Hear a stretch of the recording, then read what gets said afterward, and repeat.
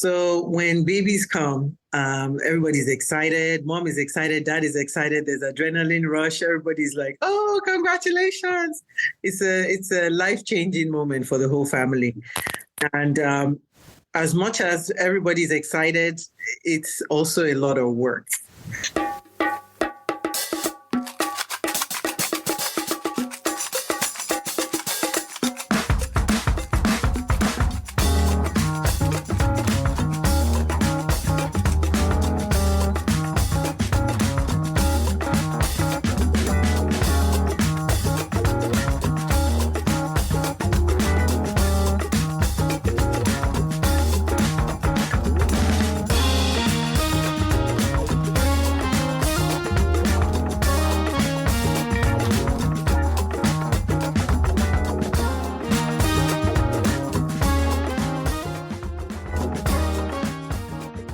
Hello and welcome to Cocoa Pods, a podcast of the Broad Center for Natural Deliveries Foundation. My name is Dr. Bola Sogade. I'm the host of this public education podcast. I'm very fortunate to have with me today my friend, a pediatrician, a specialist in her area, Dr. Ekuase Sanusi. So welcome to Cocoa Pods, Dr. Sanusi. Thank you, Dr. Sogade. It's an honor and a pleasure to be here, and appreciate it for you inviting me to the program. Thank you. Good morning, everybody. Good morning. So, the baby, we talk about moms and babies and how to reduce problems around pregnancy. So when the baby is finally here, the mom has delivered the baby, how can a mom get a good night's sleep without compromising the baby, such as, the baby's breastfeeding? And, how can she feel more rested? And is there anything as postpartum insomnia? That's a very good question. So when babies come, everybody's excited. Mom is excited. Dad is excited. There's adrenaline rush. Everybody's like, "Oh, congratulations!" It's a life-changing moment for the whole family. And as much as everybody's excited, it's also a lot of work. And the most important thing that parents need to know is that it is challenging having a baby. And usually the challenge is in the first 6 months after the baby is born.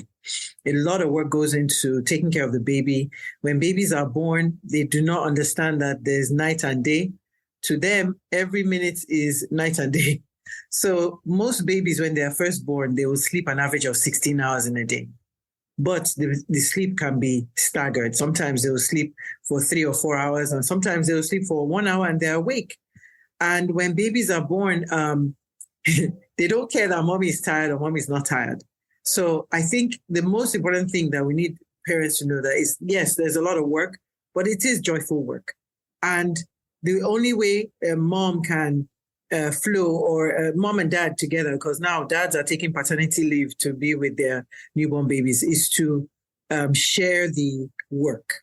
So for instance, if a mom is going to be breastfeeding and they're doing breastfeeding on demand, that means that is basically a 24/7 job. The baby can wake up at any time and is ready to eat. So we do tell moms, come up with coping mechanisms. If you have a support system, tap into that.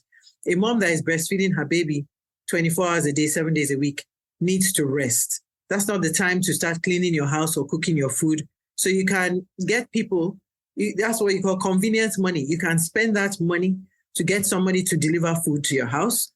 In a lot of cultures, there's always a grandmother that comes to help. If your mom or your grandma comes and says, "Hey, I want to help you, what should I do?" They can cook, they can clean, they can take care of the other kids. If you have other children that need care, you can delegate. Moms that are just newborn moms, they don't have to do it all. They can tap into their support system. Husbands can help moms with everything else. The baby is priority right now. You're trying to establish breastfeeding for the baby. So mom needs to be available for the baby. In the midst of breastfeeding, moms need to remember that if you cannot give what you don't have. So if you're not eating properly, you're not resting, you're not going to be able to breastfeed your baby properly. So that's the time to sleep when your baby sleeps. Be awake when your baby is awake. You also want to eat as much as possible and drink a lot. So when babies are breastfed, I tell moms, continue taking your prenatal vitamins, because if your baby is being breastfed and your baby needs calcium, your baby is taking that calcium from your breast milk. If you do not have the calcium for yourself, at the end of the day, you're going to have cavities, because your baby will take the calcium from your teeth and your bones using breast milk. The body will manufacture that breast milk at the expense of you. So moms need to replenish their calcium, take their prenatal vitamins all through the time that you're breastfeeding. I tell a lot of my moms when I see them, I say, look, take your prenatal vitamins even when you're not pregnant, because you need to build up your stores until you are not in your childbearing age anymore. And then you can change to the older vitamin for older people. But while you're in your childbearing years, take those vitamins. So moms also need to drink a lot of fluids, because if you're not drinking enough, the substrate for breast milk production, we know, is fluids, and whatever vitamins mom has. Basically, when you eat healthy, your baby is also eating healthy. So that's the time to drink your soups, eat your vegetables and your fruits. Make sure you invest in yourself, because as you invest in yourself, then you can invest in your baby. So I think those little simple things, just going back to the basics. And yes, there is insomnia. Some moms are so caught up with, oh, my baby is always crying. Even when the baby is fast asleep, they can hear the baby's crying. That's the time to make sure that you are sleeping. And when your baby's awake, your baby's awake. Feed your baby, change your baby's diaper. And as you're calm and relaxed and taking care of your baby, it transmits into a more peaceful baby, a more peaceful house. Turn down the music, turn down the lights, turn down the noise level in the house. And those are all simple ways that you can cope with the newborn, having a newborn at home. Wow, thank you so much. What a very comprehensive answer. And you did talk a little bit about the sleep patterns that are normal for babies in the first few days of life. So what could point to abnormality in a newborn with respect to the way they're sleeping? Well, when babies are born, many times they can cry and cry and cry and cry and cry, and especially if there's a problem with the baby. For instance, if a baby is not feeling good or is not satisfied with the milk, for instance, if mom's breast milk has not dropped or the milk letdown reflex hasn't come out and mom is not making enough milk, the baby can be hungry. Now, a newborn mom might not know it, but it might take up to 3 or 4 days for your breast milk to come in full. So if your baby is breastfeeding and there's nothing coming out, how do you know that you have enough breast milk for the baby? If a baby is breastfeeding and there's enough breast milk, the baby will make a lot of urine, especially in the first 2 to 3 days. If your baby is not peeing at least 4 or 5 times in a day, then maybe your baby is not getting enough. Your baby will also poop after every feed. So breastfed babies, they can poop after every feed, or they might poop 1 or 2 times a day, or sometimes they poop 1 or 2 times a week.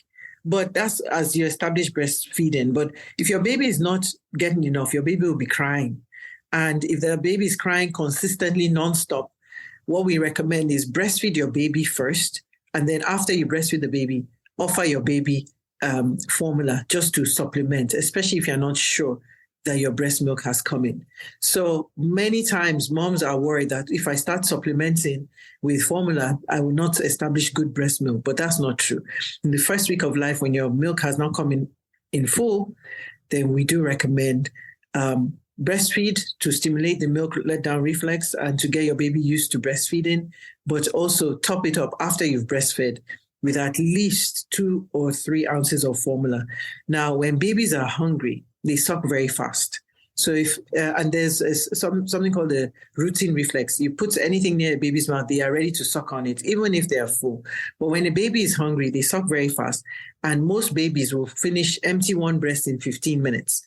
So if sometimes it helps to say, okay, I want to put my baby on a schedule for breastfeeding every 3 to 4 hours. But sometimes it might not work. Some babies might want more than that. And some babies are content with breastfeeding every 3 to 4 hours.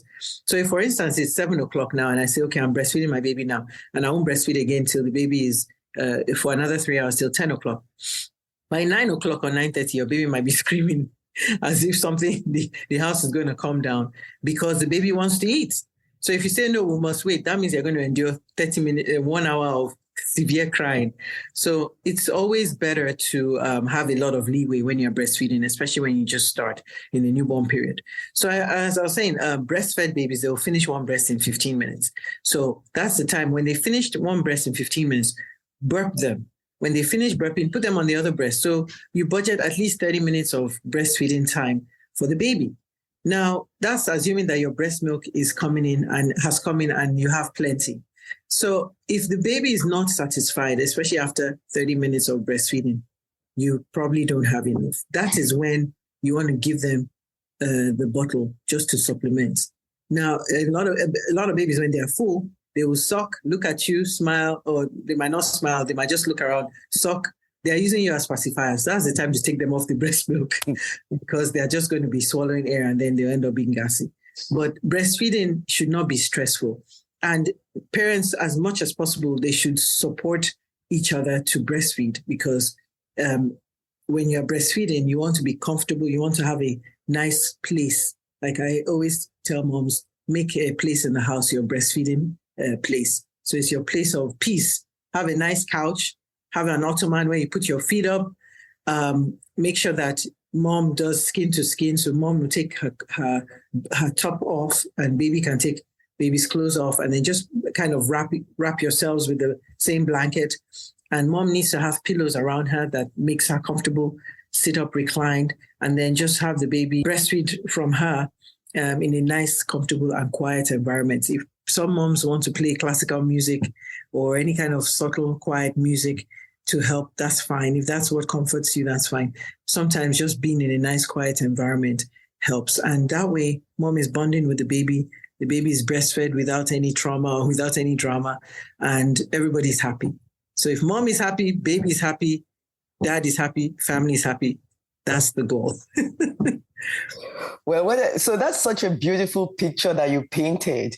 But I want to give you two scenarios. Okay, so we have a resident that just had a baby, and oops, it's 6 weeks. She has to go back to work, but she still wants to breastfeed. And the other scenario is we have a low-resource woman, maybe in some place in Africa, that has a business, like a shop in a market, and she has to go to work. And she doesn't have the luxury of time for the classical music and the pillows. For the resident, her chief resident is yelling down her throat. It's time to do the next C-section. How can they practically, they want to breastfeed, but they have these busy schedules. How can they practically cope and still give their babies the best of both worlds?